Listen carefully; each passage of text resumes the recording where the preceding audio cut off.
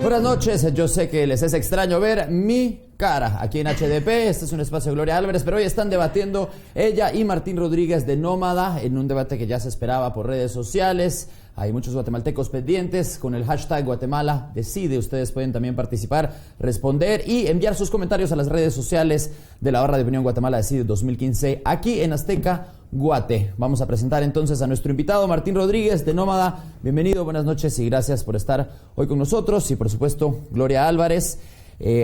Así van a funcionar las cosas. Vamos a tener tiempo medido para los argumentos y para las preguntas que se van a hacer en esta noche. Tenemos 2 minutos por cada uno para que ustedes respondan a las preguntas, que van a tener 1 minuto también para ustedes establecer algunos cuestionantes o algo que le quieran decir el uno al otro en torno al tema. Entonces estamos con 1 minuto para exigir y 2 minutos para responder. Rompamos el hielo. ¿Cómo están hoy, esta noche? Muy bien, muy bien. Gracias a Gloria por el debate, gracias Joaquín por ser moderador y estamos muy contentos de poder debatir. Creo que es una pena para los candidatos presidenciales que una parte de nuestra generación estén pendiente de un debate a 65 días de las elecciones en los que no hay políticos, sino que somos 2 ciudadanos, periodistas y deberían estar habiendo debates ahorita entre los candidatos. Y no ha habido todavía debates. Gloria, palabras para iniciar. No, primero pues gracias a ambos, a ti Joaquín por estar de moderador y a ti pues por haber aceptado la invitación, Martín. La verdad que escasean los debates en Guatemala de argumentos y de ideas, y si bien esto puede servir para que los hijos de la política se inspiren en ver cómo es un debate y puedan exigir debates de altura ante los políticos, yo estoy convencida que el día que los votantes exijan mejor calidad vamos a tener mejores políticos. Bueno, gracias a los dos. Vamos a arrancar entonces, señores, un tema, el caso La Línea, un secreto a voces. Hace mucho tiempo ya se decía, bueno, el botín más grande está en las aduanas del país para los que quieren incurrir en la corrupción. Martín, ¿más seguridad, más control de las aduanas o disminución totalmente de estas medidas? 2 minutos, comenzando ahora.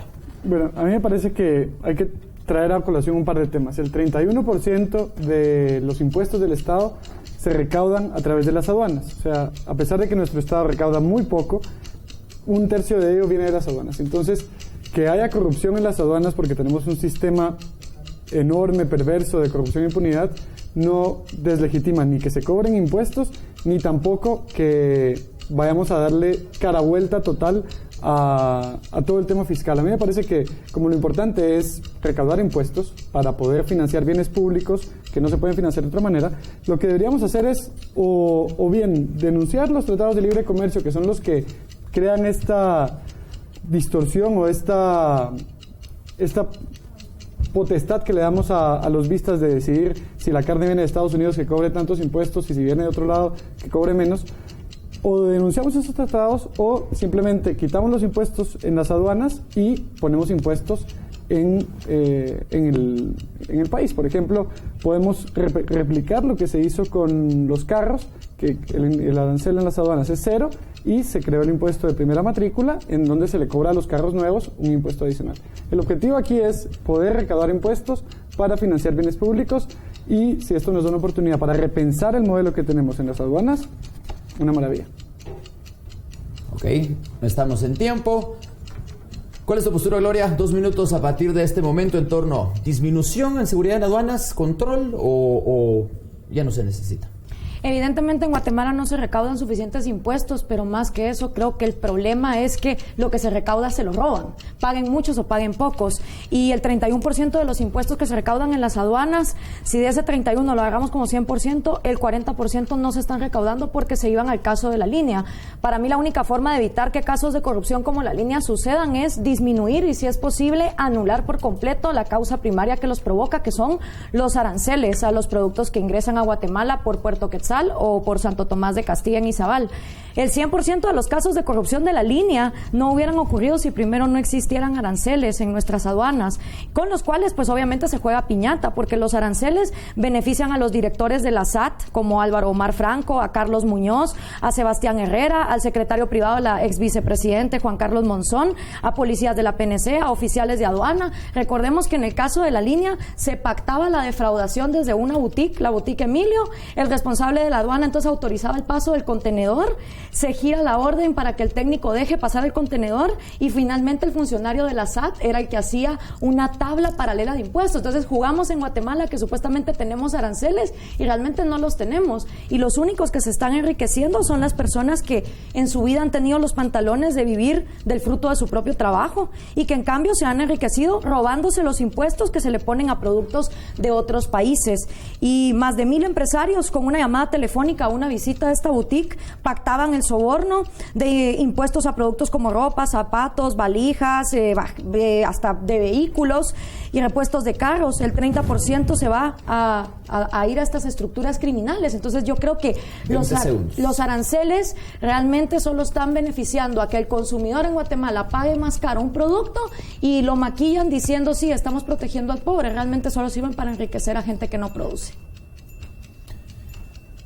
Bueno, vemos el desfile de empresarios hoy capturados en torno al caso La Línea. Martín, ante los argumentos de Gloria, 1 minuto para responder y para pues volver a repreguntar, digamos, esta temática.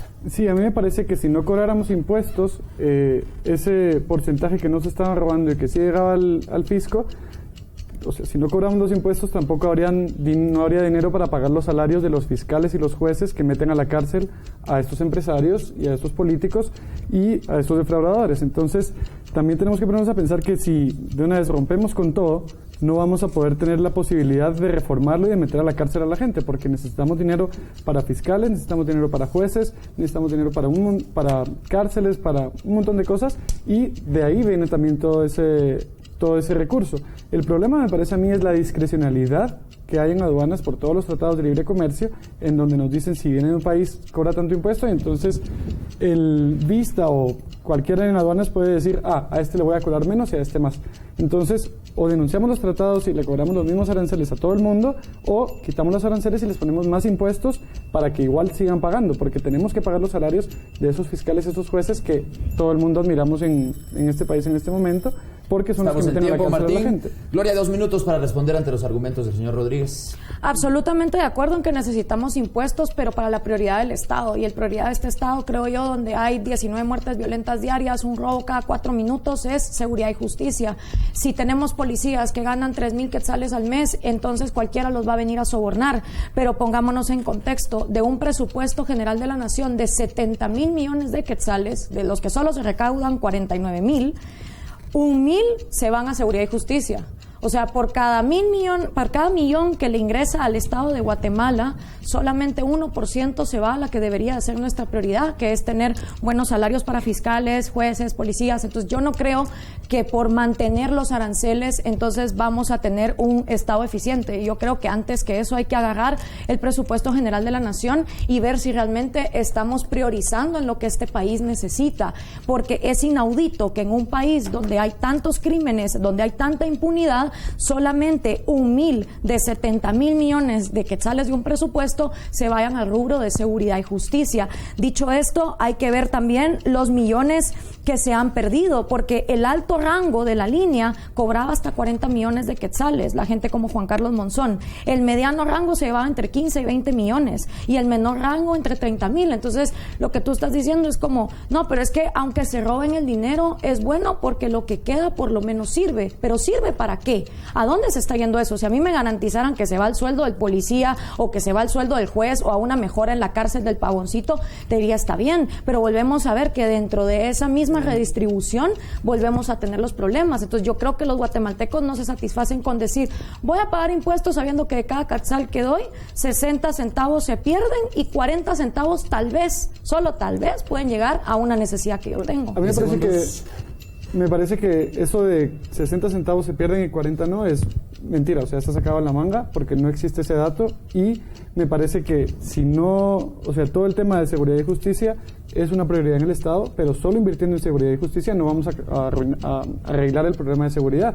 Durante el siglo XX nos dedicamos a invertir solo en seguridad y defensa, igual heredamos un país hiper inseguro. Entonces, si queremos un país que sea mucho más seguro, deberíamos invertir en justicia social, como salud de calidad, educación de calidad, y sobre todo un país en el que los policías que ganan 3,500 o 4,000 quetzales no sean unos ricos a comparación del 80% de la población que gana menos que eso.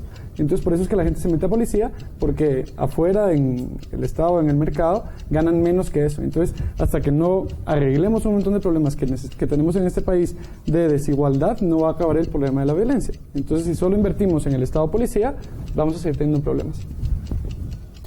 Bueno, señores, Gloria, ¿algún argumento antes de terminar este tiempo? No, solo que yo creo que lo que preocupa en Guatemala más que la desigualdad es la pobreza. Creo que somos desiguales desde el momento en que nacemos, y para mí la peor injusticia social es que los consumidores guatemaltecos más pobres y más necesitados de dinero tengan que pagar un producto más caro por un arancel que le ponen en una aduana, donde encima el funcionario público se enriquece con el disque argumento de estoy protegiendo a los pobres. O sea, la justicia social más grande que podemos hacer por la gente más necesitada de este país es que su poder adquisitivo de cada quetzal pueda comprar cada vez más productos. Vos te vas de aquí a camino a Quiché y ves a los niños en la carretera vendiendo gasolina contrabandeada de México, porque entonces el que quiere comerciar un producto se vuelve un criminal, y resulta que los mismos niños se traen los baldes de gasolina desde México porque allá es más barato. Entonces lo mejor que podemos hacer y la justicia social más grande es que en este país se acaben los aranceles y que las personas más necesitadas puedan adquirir más productos por la menor cantidad de dinero y así tener poder adquisitivo para ahorrar. Yo creo que si empezamos por ahí vamos a tener mejores fuentes de empleo y más opciones. Comentario de Martín para cerrar este tema en torno al sistema aduanero del país. Regresando un poco a mi punto inicial, yo creo que lo importante es recaudar impuestos. Si tenemos que quitar los aranceles y trasladar ese cobro de impuestos a una forma más equitativa y más eficiente, como un impuesto directo a un producto, regresando al ejemplo de los carros, yo creo que no hay ningún problema con eso. Qué bueno que empezaste a hablar, Gloria, sobre la desigualdad y la pobreza, porque ese es el segundo tema del debate, y yo disiento. Yo creo que el principal problema de nuestro país es la desigualdad, y me encantaría debatir sobre eso. Iniciamos con el debate entonces sobre la desigualdad y el racismo, los temas que no se han mencionado en año electoral, que no se han debatido por parte de los actores de la política, y bueno, un poco aplacados por la coyuntura actual y los casos de corrupción que se han desatado en el gobierno. Gloria, tu postura en torno a la desigualdad y el racismo en Guatemala. 2 minutos. Bueno, para empezar, son dos temas muy diferentes. Si hablamos de desigualdad, hay dos tipos de desigualdades. La desigualdad que te genera la naturaleza, desde el día que nacemos, en una cuna diferente, de papás diferentes, en países diferentes, continentes diferentes, vamos a tener creencias distintas. O sea, la naturaleza nos hace desiguales desde la genética, las costumbres, las habilidades. Y como somos desiguales en todas esas cosas, en donde sí tenemos que ser iguales es en la igualdad ante la ley. Y la ley, ante todo, debería de ser igual en proteger a todos los guatemaltecos, primero por su vida. En este país no hay igualdad ante la ley porque lo primero que se viola es la vida. Aquí un objeto material vale más que la vida de alguien, y si te asesinan, los chances de impunidad llegan hasta el 70%. Segundo, tu propiedad privada.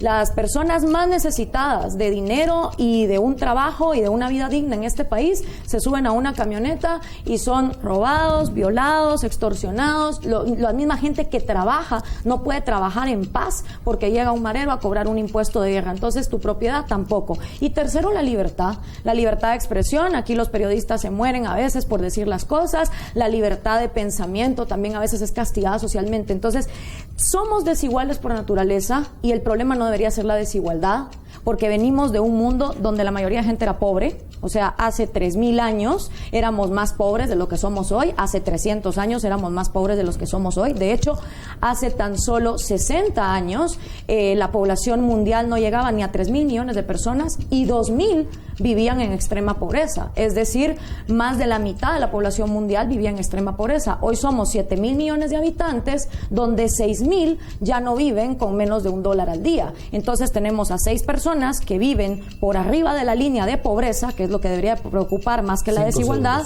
y 1,000 personas viviendo bajo la línea de pobreza. Nunca antes en la historia había sucedido eso. Martín, 2 minutos en el argumento en torno a desigualdad y racismo. Sí, yo disiento del argumento de Gloria, porque me parece que la igualdad más importante en una sociedad es igualdad en derechos y en obligaciones, y que no deberíamos confundir la desigualdad genética o de papás o de naturaleza con el valor de la diversidad.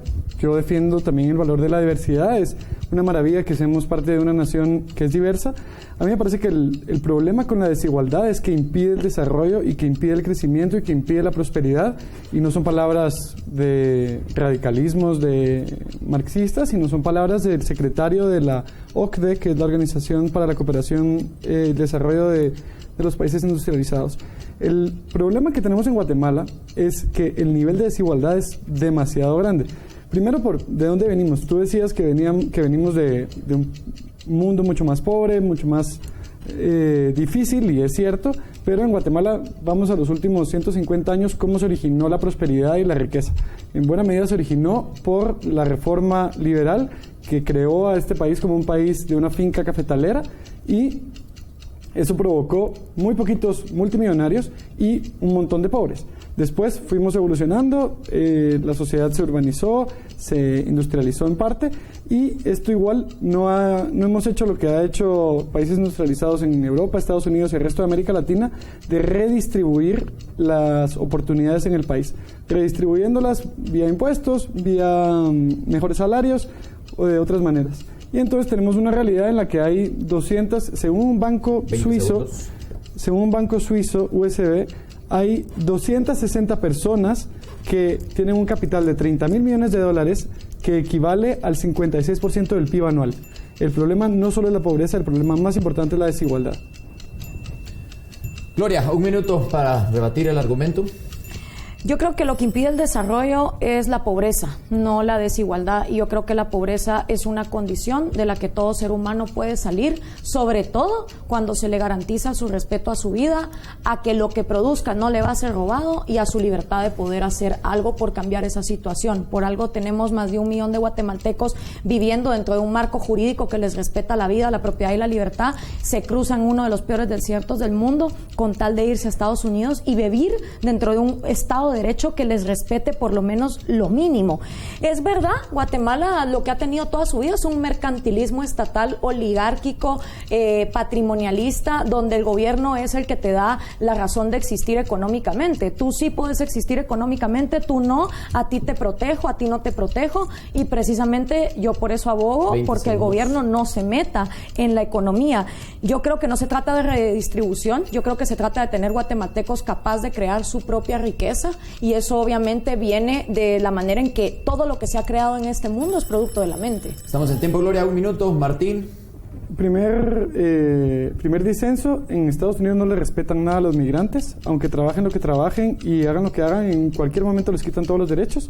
Después, con el tema de la desigualdad, es imposible construir un Estado que recauda solo 11% de impuestos, donde el 70% es por IVA, y al 1% que más gana en este país, que gana abrumadoramente muchísimo más que el resto, no les cobremos suficientes impuestos, porque ellos tienen toda la capacidad de evadir o eludir todos los impuestos que puedan y pagan menos que la clase media en porcentaje. Y entonces no podemos tener un país en el que hay un 1% que tiene mucho más crecimiento que el resto del país, que tiene mucho más derechos, que puede financiar a los partidos políticos corruptos, a los candidatos corruptos, que los jueces no tienen ningún poder sobre ellos, y seguir creyendo que todo depende de la voluntad de las personas y de que le digamos a la gente: no te van a quitar las cosas, y por eso puedes salir de la pobreza. 1 minuto, Gloria, siempre en el tema de la desigualdad. Perdón, si podemos seguir con el tema de la desigualdad más tiempo, yo feliz. Sigamos, tenemos 1 minuto para cada uno. Yo creo que cualquier migrante que nos esté viendo te puede decir que al menos una cosa que se le respeta es que él mande su remesa de vuelta a este país, que es el ingreso número 1 de divisas que tenemos y que produce consumo por falta de educación, sí, pero también desarrollo y productividad para las personas que les ingresan las remesas desde afuera y tratan de hacer algo con ellas. Yo no creo que la ganancia es lo que importa, no es decir, ese 1% tiene más que lo que tiene el resto, sino es ver las personas que están en condiciones de pobreza, qué hay que hacer para que dejen de tener pobreza. La izquierda intelectual más respetable del mundo reconoce que la única forma de eliminar la pobreza es a través de la creación de empleo, y yo creo que la mejor manera de hacer que ese 1% de unos pocos se distribuya es poniéndolos a competir libremente. Si queremos que ya ese 1% de guatemaltecos no vivan dentro de esa comodidad donde financian partidos políticos que les dan privilegios oligopólicos, lo que tenemos que hacer en este país es permitir que vengan vengan empresas de todos lados a competir con esos oligárquicos del 1% y entonces que se redistribuya para que otros puedan venir a ofrecerle mejor fuentes de empleo a los guatemaltecos que están en mayor necesidad. Hoy por hoy, obviamente, Guatemala no es la Guatemala de los años 80. Nuestra urbanización se dio de una manera abrupta por el terremoto de 1976. Vinieron a la ciudad capital y a los cascos urbanos personas que estaban en la absoluta desesperación en las áreas rurales donde no había absolutamente nada. Crecimos desordenadamente. Aquí el problema no es la sobrepoblación. Si tuviéramos sobrepoblación de científicos, de artistas, de profesionales, de niños que no crecen con maltrato físico ni con maltrato psicológico, otra sería la historia. El problema está en que realmente necesitamos que los guatemaltecos aprendan a pescar y se aprendan a parar sobre sus propios pies. Todos, los que están arriba y los que están abajo. Aprender a competir, porque si algo sí te garantiza una economía que fluya libremente es que vas a tener precios baratos, que es lo que más le conviene a la mamá, que apenas si tiene 100 quetzales para distribuirlo entre todas sus necesidades, precios baratos y mayores opciones. Entonces, si queremos acabar con la oligarquía de este país, hay que abrir las fronteras, bajar los aranceles y ponerlos a que compitan internacionalmente y a que se dejen de esconder en las faldas del Estado. Martín, ¿argumento para cerrar este tema? Sí, a mí me parece que hay un mito detrás del discurso de que vengan más empresas, vamos a quitar, no cobrar impuestos. Ese fue el mito del tema de la ley de maquilas, que funcionó como un puntapié inicial para mover algunas industrias, pero ahora lo hemos usado, por ejemplo, en la Palma Africana, que está inscrita bajo la ley de maquilas para aumentar las inversiones, pero ni siquiera paga salarios mínimos, ni da mejores oportunidades, ni hace que el Estado tenga ingresos, ni cuida el medio ambiente, y su competitividad es no pagar impuestos, no pagar buenos salarios y no cuidarse, no contaminar el medio ambiente. A mí me parece que con este modelo económico de simplemente que vengan y no paguen impuestos y den fuentes de empleo, nunca vamos a poder tener suficiente dinero para hacer que el Ministerio de Educación tenga más dinero y tenga capacidad de educar mejor o de dar mejores herramientas de educación a los ciudadanos para poder aspirar a otros empleos.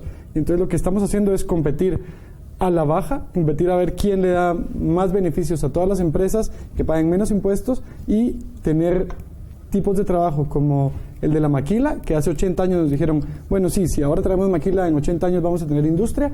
No es cierto, seguimos teniendo maquilas y seguimos tratando de bajar salarios, bajar impuestos y hacer al país competitivo hacia atrás, y seguimos teniendo una población sin acceso a educación de calidad, salud de calidad, no digamos seguridad social, un montón de cosas que hacen que el país siga sumido en la pobreza por esa desigualdad extrema también, que no permite que podamos hacer reformas para que los que más dinero tengan aporten más al país. Tenemos que ir a una pausa, señores. Gracias por sus argumentos. ¿Usted qué opina? Las redes sociales están abiertas. Igualdad en ley o igualdad en responsabilidades. Aquí está Martín Rodríguez, Gloria Álvarez en este debate en HDP. Para de Opinión Guatemala Decide 2015 por Azteca Guate. Ya regresamos.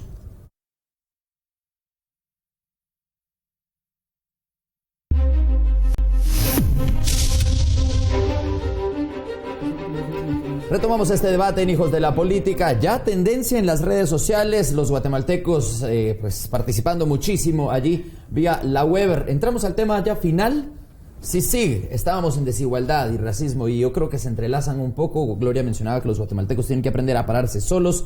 Martín, que tenemos que encontrar la igualdad en responsabilidades. Y bueno, sí, tal vez tiene que ver algo con este tema en el de desigualdad.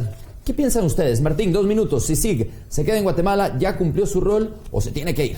A mí me parece que la CICIG es un ejemplo de un invento guatemalteco. Es una institución que no existe en ninguna parte del mundo, y guatemaltecos nos inventamos cómo hacer una comisión en la que trabajaran juntos guatemaltecos, fiscales, con investigadores latinoamericanos, con financiamiento de países industrializados. Yo creo que nos ha dado una muestra de cómo necesitábamos un pequeño empujón para empezar a derribar la impunidad, desde el inicio con el caso Rosenberg, después con el caso Pavón, y ahora con todos los casos que ha llevado a la CICIG con el mandato de Iván Velázquez. Me parece que ha cumplido su rol y que necesitamos CICIG si queremos terminar de sanear el sistema de justicia unos 4 años más. Gloria, ¿CICIG se queda o se va? Más importante que la CICIG, pienso yo, es tener la manera en que el organismo judicial sea escogido de diferente forma. Nuestras comisiones de postulación son un desastre. La manera en que elegimos jueces y magistrados hacen que en este país la justicia sea parcializada. Entonces, aunque la CICIG se quede el tiempo que se quede, nuestro organismo judicial sigue paralítico. Y vuelvo a mencionar, 1,000 millones de quetzales de un presupuesto de 70,000 millones se van a nuestra prioridad, que debería de ser seguridad y justicia. Es absurdo. Entonces, si uno analiza los costos-beneficios, los años que hemos tenido la CICIG, lo que ha costado en dinero la CICIG para que solo haya agarrado ciertos casos, que seamos realistas. Todos los guatemaltecos saben que aquí el negocio más eficiente y que más rapidito funciona es la corrupción.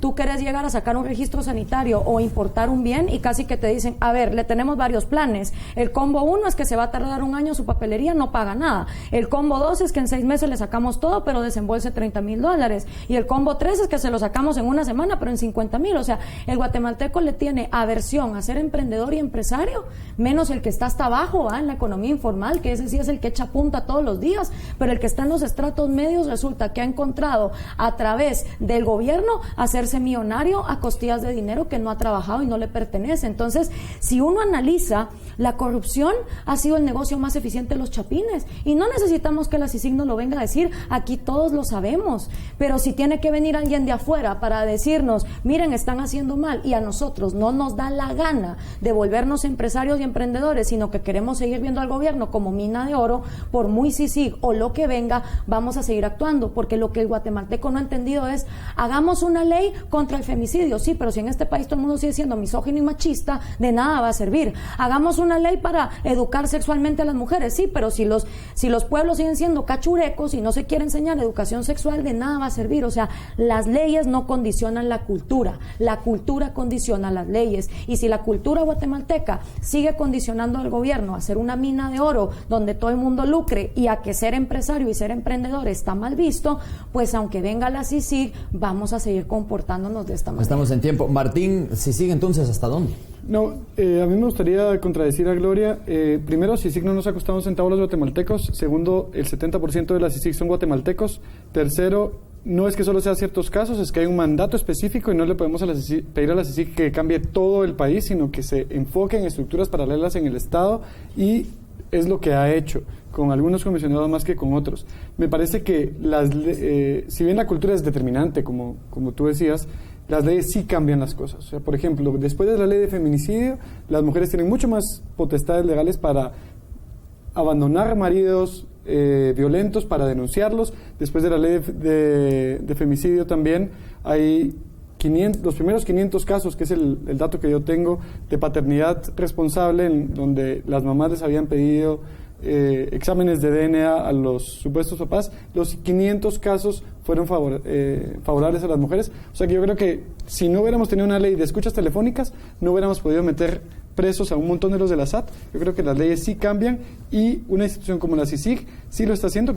Coincido con Gloria, con que tenemos que aumentar el presupuesto de justicia, y me parece que la CICIG ha desarrollado una estrategia para ir limpiando instituciones de seguridad. Primero, poder tener un equipo en el MP con el cual trabajar con seguridad, que ya lo tiene. Después, un equipo en la PNC para poder hacer capturas, que también lo tiene. Después empezaron con juzgados en el organismo judicial y fueron detenidos después de todo un proceso para criminalizar a algunos jueces durante los últimos 2 años. Entonces me parece que el proceso de limpiar el organismo judicial primero tenía que empezar con la parte acusadora, que es su contraparte por excelencia, que es el MP, y la CICIG, si le damos un poco más de tiempo, nos va a ayudar a poder limpiar esos organismos y a limpiar también el proceso de cómo elegimos a los jueces, todas las mafias de los diputados, y solo es darle un poco más de recursos, darle más recursos al MP, confiar en los jueces, confiar en los fiscales, no si el fiscal ideológicamente nos cae mal, no, entonces le reducimos el periodo y la sacamos. No podemos seguir con esa mentalidad provinciana de que la justicia solo es si no se mete con los amigos, que es lo que pasó con Claudia Paz, en que como se metió con un montón de amigos de un montón de poderosos, ya no les gustó. Entonces deberíamos hacer una apuesta por la justicia. La CICIG es el instrumento más eficiente para combatir la impunidad. En tiempo, señores. Yo creo que deberíamos darle tiempo y los demás podemos hacer nuestra tarea. Los periodistas, los políticos, los empresarios, todos hacer nuestro trabajo para que este país sea uno más decente y justo en el cual vivir. 30 segundos, Gloria, para concluir.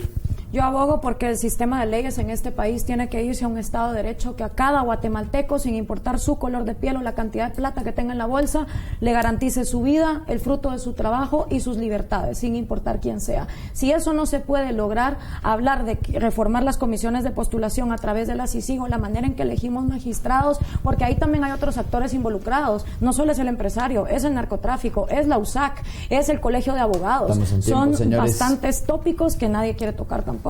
Llegamos lamentablemente al final de este debate, ha volado el tiempo, yo me comprometo, no sé si me voy a meter en problemas, a llevarle un debate más, si ustedes lo quieren continuar, pero con un poquito más de tiempo, tal vez de 1 hora, aquí en la Barra de Opinión Guatemala Decide, solo por Azteca Guate. Nos vemos a la próxima entonces.